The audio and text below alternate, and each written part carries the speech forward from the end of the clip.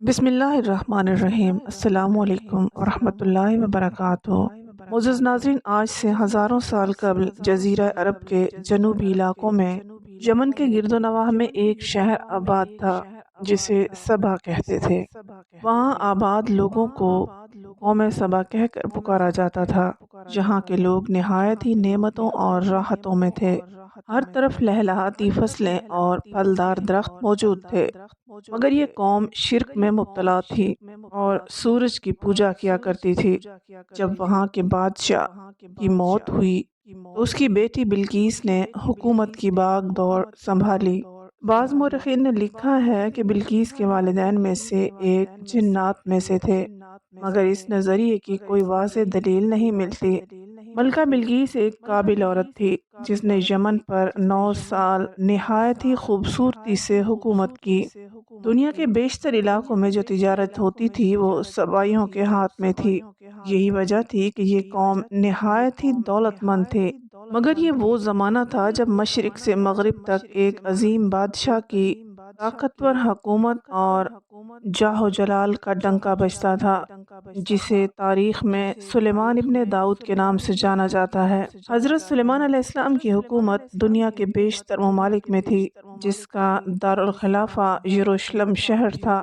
آپ کو ہوا، جنات، چرند پرند اور جانوروں پر حکمرانی عطا کی گئی تھی۔ ایک دن کا واقعہ ہے کہ حضرت سلیمان علیہ السلام نے دربار لگایا تو جن و انس، جانور اور پرندے سب کے سب حاضر ہوئے، مگر ان کا چہیتا پرندہ ہدہد غائب تھا۔ آپ نے پوچھا، ہدہد کہاں ہے؟ جب وہ نظر نہ آیا تو سلیمان علیہ السلام نے فرمایا، اگر وہ اپنی غیر حاضری کی کوئی مناسب وجہ پیش نہ کر سکا تو اسے ذبح کر دیا جائے گا۔ ابھی یہ گفتگو ہو رہی تھی کہ ہدہد حاضر ہو گیا۔ پوچھا گیا، تم کہاں تھے؟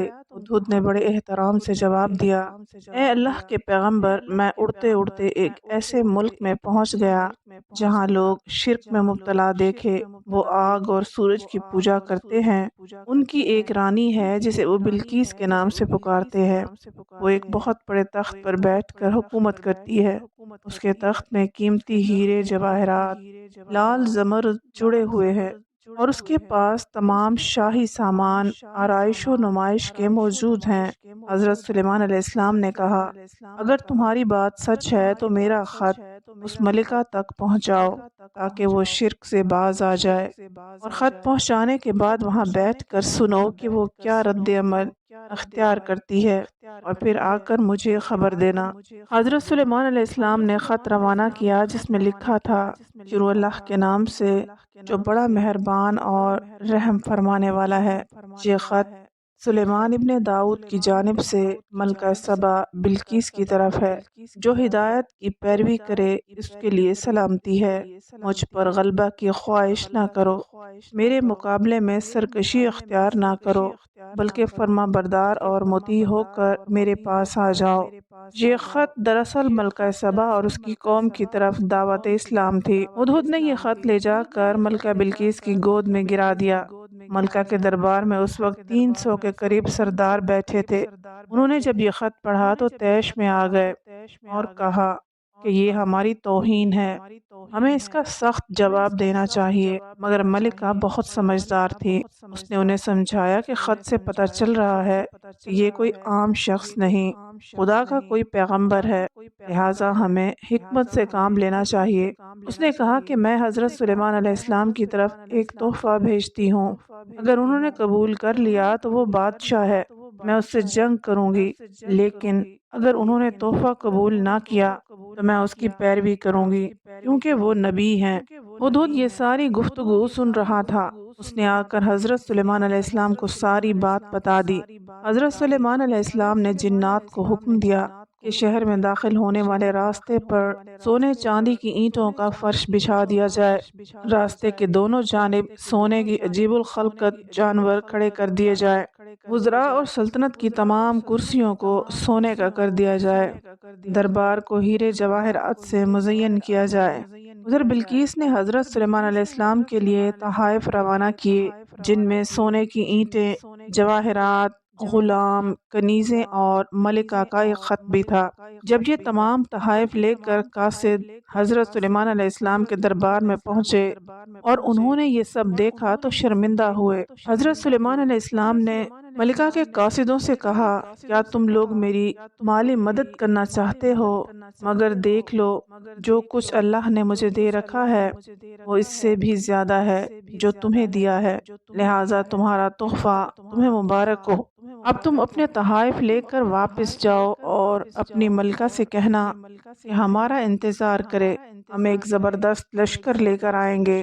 جب یہ خبر ملکہ بلقیس کو پہنچی تو وہ سمجھ گئی کہ واقعی یہ اللہ کے نبی ہیں، لہٰذا اس نے جنگ کی بجائے حضرت سلیمان علیہ السلام کے دربار میں حاضر ہو کر اپنی اطاعت کا یقین دلانے کا فیصلہ کیا۔ جب حضرت سلیمان علیہ السلام تک یہ پیغام پہنچا تو آپ نے اپنے درباریوں سے کہا، تم میں سے کون ہے جو ان کے مطیع ہو کر آنے سے پہلے ملکہ کا تخت میرے پاس اٹھا لائے؟ ایک دیوہے کل جن نے کہا، آپ کے دربار کو برخاست کرنے سے پہلے میں اسے لا سکتا ہوں، میں اس کام کی پوری قوت رکھتا ہوں اور امانت دار بھی ہوں۔ پھر ایک اور شخص جس کے پاس کتاب کا علم تھا، اس نے کہا، میں یہ تخت آپ کو آپ کے پلک جھپکنے سے قبل ہی لا دوں گا۔ پھر حضرت سلیمان علیہ السلام نے اس تخت کو اپنے پاس رکھا ہوا دیکھا تو پکار اٹھے، یہ میرے پروردگار کا فضل ہے تاکہ وہ مجھے آزمائے کہ میں شکر کرتا ہوں یا ناشکری، اور جو شکر کرتا ہے تو اس کا شکر اس کے اپنے ہی لیے مفید ہے، اور اگر کوئی ناشکری کرے تو میرا پروردگار بے نیاز ہے اور اپنی ذات میں بزرگ و برتر ہے۔ مفسرین کے مطابق وہ شخص حضرت سلیمان علیہ السلام کا کوئی دوست تھا جس کا نام آصف ابن برخیہ بتایا جاتا ہے، اور بعض نے لکھا ہے کہ وہ آپ کا خالہ زاد بھائی تھا۔ کہا جاتا ہے کہ اس تخت کی لمبائی 80 ہاتھ، عرض 40 ہاتھ اور اونچائی 30 ہاتھ تھی۔ اس میں موتی، سرخ یاقوت، زمرد جڑے ہوئے تھے۔ حضرت سلیمان علیہ السلام نے اس تخت میں رد و بدل کر دیا اور اسے پہلے سے بھی بہتر بنا دیا۔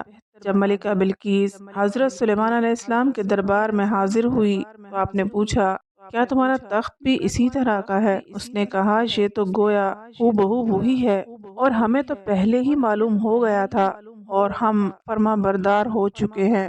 بلقیس کے آنے سے پہلے حضرت سلیمان علیہ السلام نے ایسی عمارت بنانے کا حکم دیا جس کا فرش شیشے کا ہو، نیچے پانی جاری ہو، پانی میں مچھلیاں اور دوسرے آبی جانور ہوں۔ حضرت سلیمان علیہ السلام اس عمارت میں اپنے شاہی تخت پر جلوہ افروز تھے، اور شیشے کے نیچے سے پانی اپنی پوری آب و تاب سے بہہ رہا تھا، جبکہ اس کے اوپر شیشہ نظر نہیں آتا تھا۔ بلقیس کو اس محل میں لایا گیا۔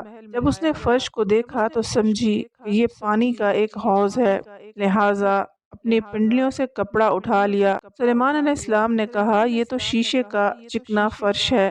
اب وہ شرمندہ ہوئی اور بول اٹھی، اے میرے پروردگار، میں سورج کی پوجا کر کے اپنے آپ پر ظلم کرتی رہی ہوں، اور اب میں نے سلیمان کے ساتھ اللہ رب العالمین کی اطاعت قبول کر لی، لہٰذا اس سے یہ ظاہر ہو گیا کہ جس طرح وہ شیشے کے صحن کو پانی کا لہریں مارنے والا گہرا حوض سمجھ بیٹھی، اسی طرح اس نے اور اس کی قوم نے سورج کی چمک اور دمک دیکھ کر اسے معبود اور خدا سمجھ لیا۔ اسے اپنی غلطی پر نہایت ہی شرمندگی ہوئی۔ بعض مورخین نے لکھا ہے کہ اس واقعے کے بعد ملکہ سبا مسلمان ہو گئی اور حضرت سلیمان علیہ السلام کے نکاح میں آ گئی، جبکہ بعض نے لکھا ہے کہ آپ نے بلقیس کو یمن واپس بھیج دیا اور اس کے لیے وہاں 3 بڑے محل تعمیر کروائے۔ مزید ویڈیوز دیکھنے کے لیے ہمارے چینل کو سبسکرائب کر لیجیے، ویڈیو کو لائک اور شیئر ضرور کریں۔ اگلی ویڈیو تک اجازت دیجیے، اللہ حافظ۔